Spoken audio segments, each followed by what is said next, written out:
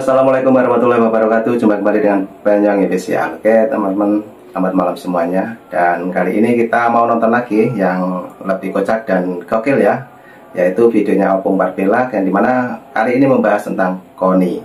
Oke, kita siapkan dulu untuk videonya, dan nanti kita ketawa bareng. Inilah penjelasannya Opung Barbella membahas tentang KONI yang ada di Rusia. Oke, lanjut untuk videonya, kita play. Let's go. Karena menurut saya jika terjadi apa-apa sama PDIP, negara ini bisa semakin gelap. Gimana? Masih percaya sama omongan manusia yang satu ini?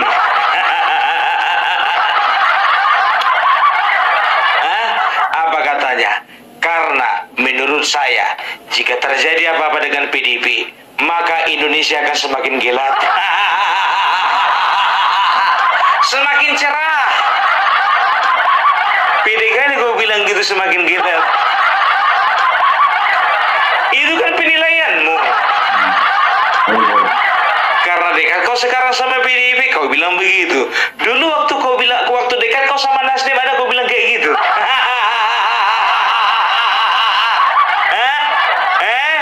Dulu waktu kau mau mendekat kepada tim kampanye nasional Prabowo, ada kau bilang kayak gitu.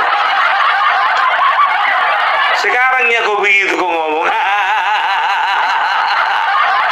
Karena udah itu dibawa kau kemana-mana, kau dekat sama Megawati, pergi umroh bareng, pergi ke Vatikan bareng, makan malam bareng, tersanjunglah kau. Hehe, KONI. Jadi kawan ini ya bikin satu podcast lagi sekali lagi dengan Akbar Faisal minus Hasto.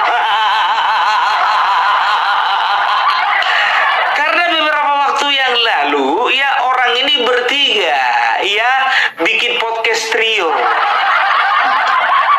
mengatakan yang beginilah, yang begitulah, dokumen rahasia lah, potongan video lah. Sekarang bikin lagi tapi nggak ada Hasto, kurang seru, nggak ada yang nangis. Gak enak ya kan, nonya ada nangis-nangisan gitu loh. Bagi supremasi hukum, saya berjuang untuk rakyat ini. Hidup mati saya adalah untuk partai.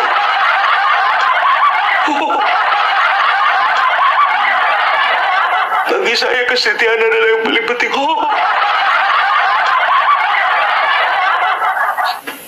Nggak ada orangnya.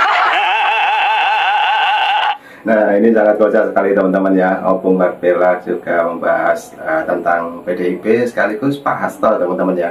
Nah, dimana Pak Hasto sendiri sekarang sudah menjadi tahanan KPK. Oke, lanjut lagi Opung Barbella. Jadi kita akan lihat dulu satu-satu poin ya mengenai podcast kedua antara Akbar Faisal dengan yang namanya KONI ya. Gak tahu, aku suka kali mengundang si KONI. Ya, kita bahas satu persatu. Oke. Saya lihat sebagai sahabatmu ini, dan juga sebagai sahabat bagi Mas Hasto dan banyak sekali teman saya termasuk di PDI Perjuangan. Apa sebenarnya yang membuat Anda itu tampaknya melibatkan diri jauh ke dalam situasi ini? Saya nggak ngerti kalau pertanyaan kakak Akbarku yang tersayang ini melihat aku seolah melibatkan diri. Oke. Aku merasa aku banyak melibatkan hati dan pikir. Gitu. Karena gini ya, mungkin nggak banyak yang tahu bahwa kakek aku itu dekat sekali dengan keluarga Soekarno, dengan Bung Karno malah. Nenekku tuh sering masakin buat Bung Karno. Oh ya? Kakekku ditunjuk jadi Menteri Perikanan Darat oleh Bung Karno. Di rumah kami itu masa kecil itu semuanya di ruang tamu, di ruang tidur, di ruang mana hanya foto Bung Karno.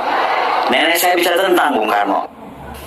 Apa katanya, di rumah nenek kami itu semuanya foto Bung Karno. Sekarang kau merasa dekat kau sama Bung Karno. Sebelum kau masuk Nasdem nggak ada bahasamu begitu. Waktu masuk Nasdem nggak ada juga bahasamu begitu. Waktu kau mau gabung timnya Rosan Roslani nggak begitu juga omongan. Sekarang kok ngaku-ngaku. Kakek saya Menteri Perikanan Darat, Menteri Pendidikan, Polisi apa segala macam, kemarin itu nggak ada yang ngaku-ngaku kayak. Jadi kenapa kalau misalnya kakek mau menteri? Kenapa? Ya kalau masalah ngaku-ngaku itu nenek saya dekat dengan Bung Karno, kakek saya dekat dengan Bung Karno, ya, atau saya dekat dengan Bung Karno, bapak saya dulu digendong-gendong sama Bung Karno. Karena dekatnya kok sama PDIP, makanya kayak gitu bahasamu sekarang. Merasa tersanjung kau, merasa kau itu mendapat teman baru.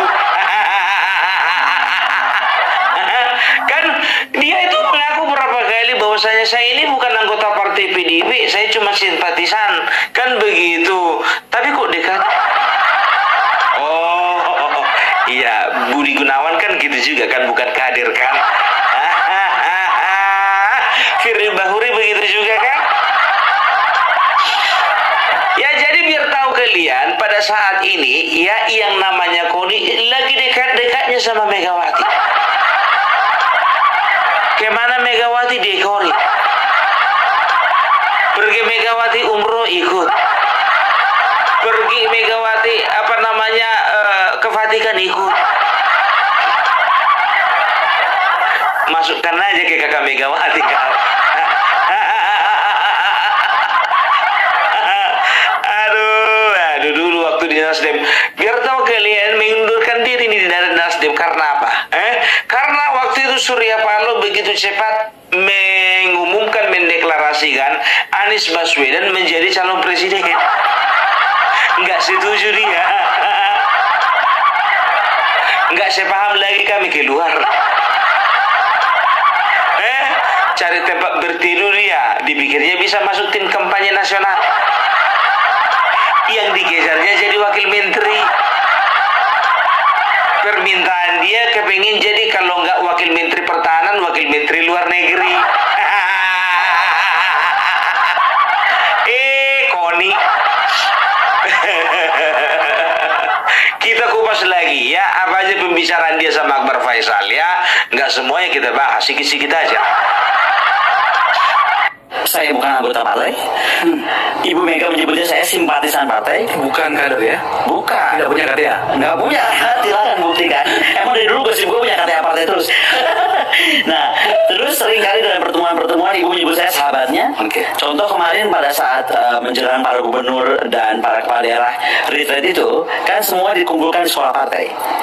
Setelah ibu berpidato 2,5 jam, ibu meminta saya dengan khusus untuk memberikan arahan pandangan kepada para kepala gubernur dan kepala daerah. Artinya apa? Artinya pemikiran saya kan digunakan untuk apa, memberi wawasan, utamanya geopolitik kalau menurut ibu. Jadi apa katanya? Koni memberi pembekalan ya kepada calon kepala daerah. Pantasan mau kok nggak boleh kok retreat. Yang udah kena cuci rupanya orangnya. Coba bayangkan kalian ya, seorang pengedar hoax, pembenci pemerintah, pembenci Jokowi, penjilat Megawati, itu pula yang memberi pembekalan kepada calon-calon kepala daerah. Bukan calon lagi, udah dilantik. Megawati lebih mengarahkan mereka untuk mendengarkan si Koni daripada mendengarkan arahan dari Kemendagri.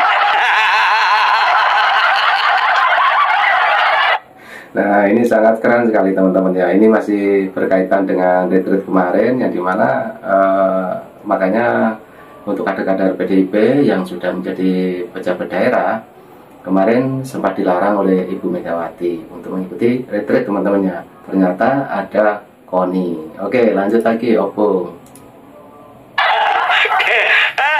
Rupanya banyak yang meleset. Ya kan? Untung aja 104 dari 150 sekian ya, itu lebih ikut retreat daripada mendengarkan omong kosongnya si Koni.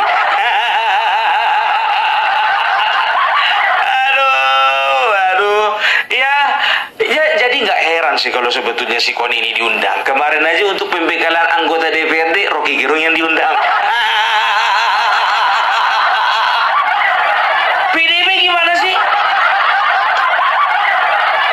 yang dibikin untuk pembekalan itu kepada kader-kadernya orang Sikoni.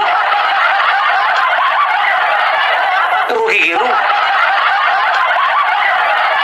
Apa udah nggak kelihatan lagi kualitasnya di Nabi Tubul? Apa nggak lebih bagus dari situ harus ngasih pembekalan? Ronita Lapisi lebih bagus lah Guntur Romli.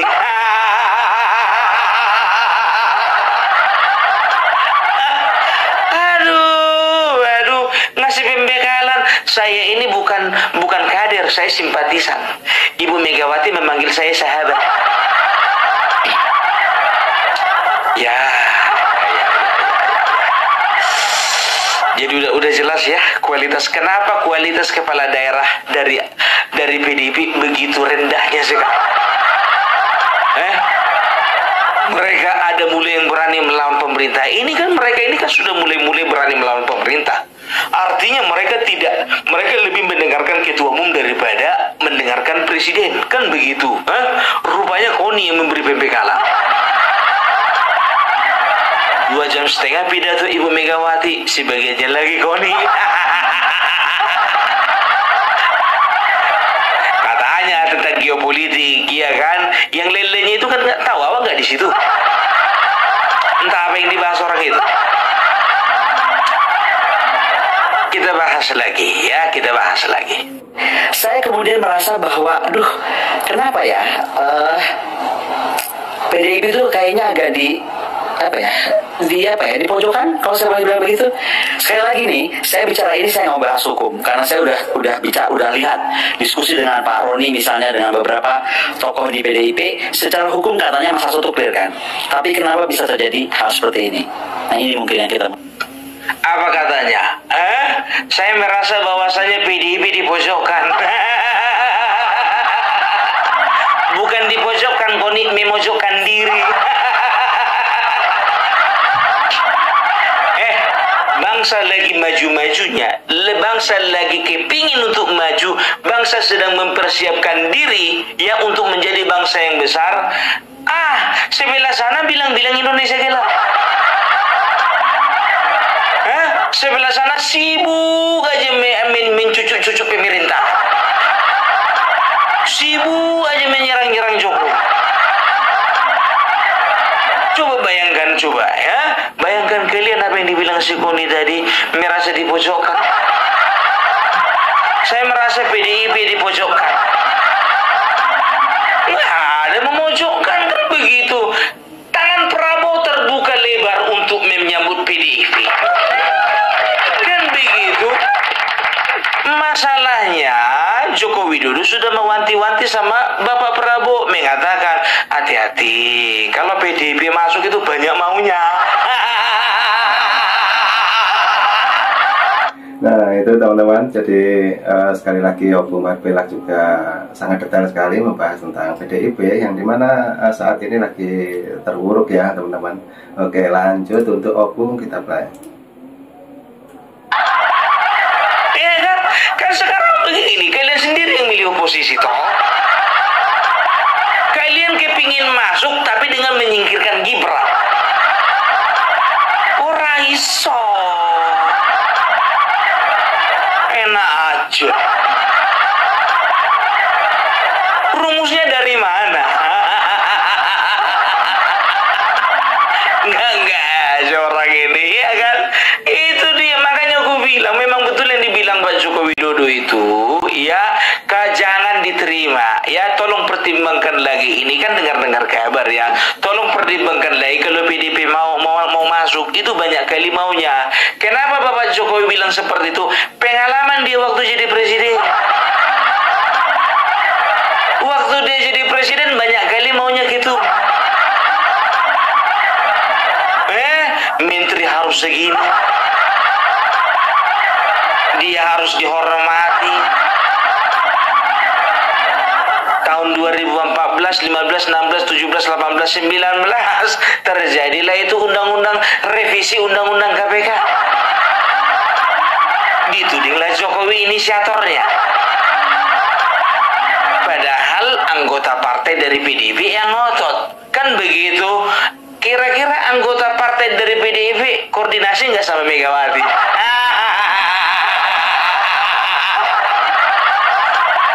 Alah, udahlah Bu. Dipojokkan, bukan dipojokkan, merasa terpojok. Atau lebih tepatnya memojokkan diri. Itu dia. Ngomong itu harus punya dasar dong. Tapi dosen. Tahu kalian, semua yang dikatakannya itu di dalam podcastnya sama si Akbar Faisal, semuanya narasi.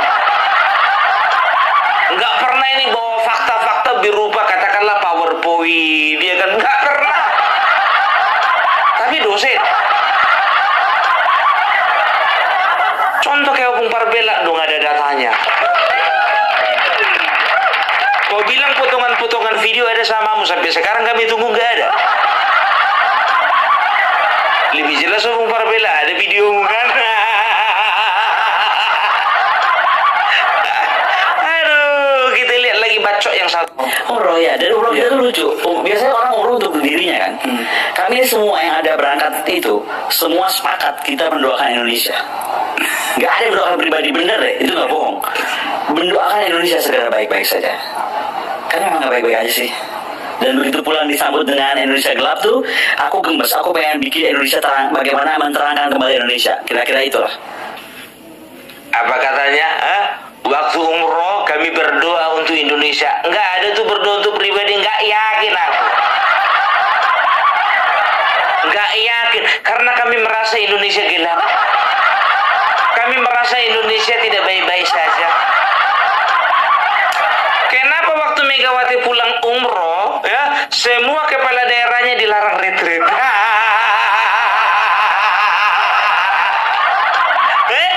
Kalau memang kau berkeinginan, kalian berkeinginan waktu itu umroh itu mendoakan Indonesia semakin baik, ya kan gitu.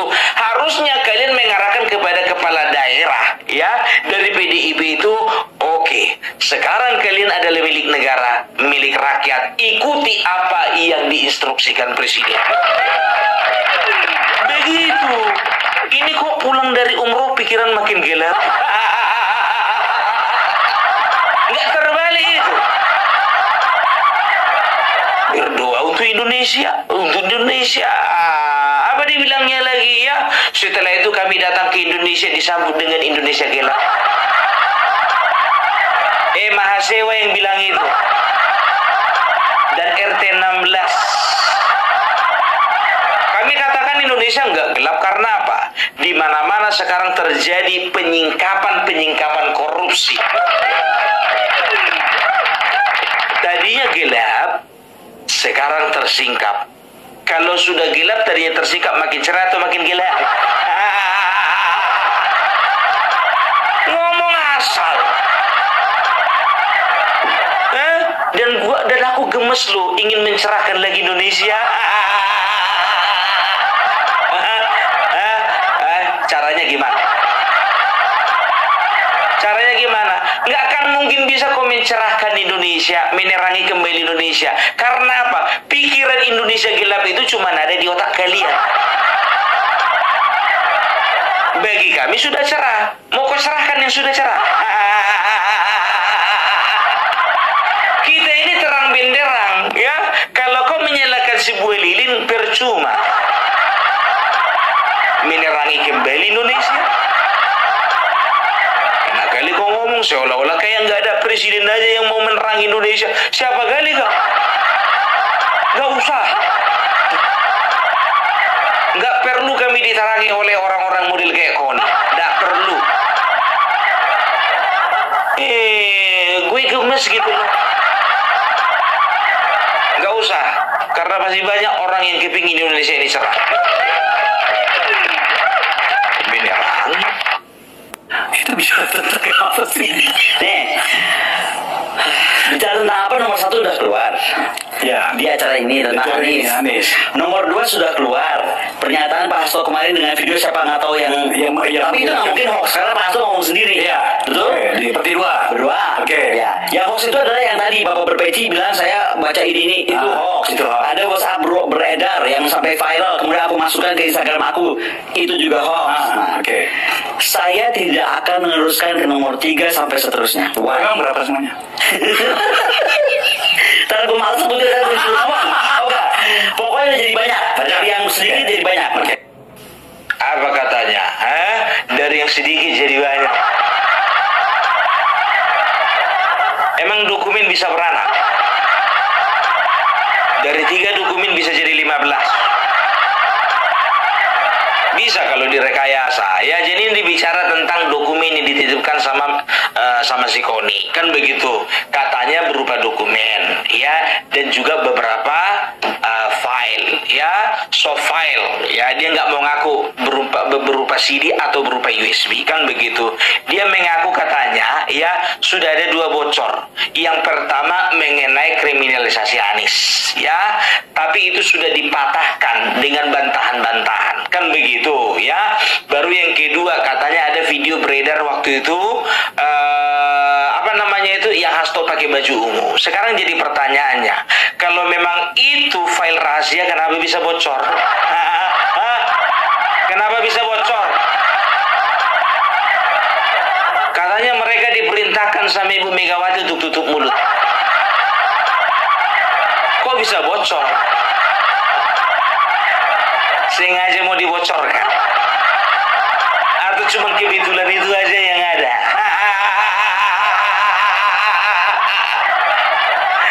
Kriminalisasi terhadap Anies nggak terbukti, ya.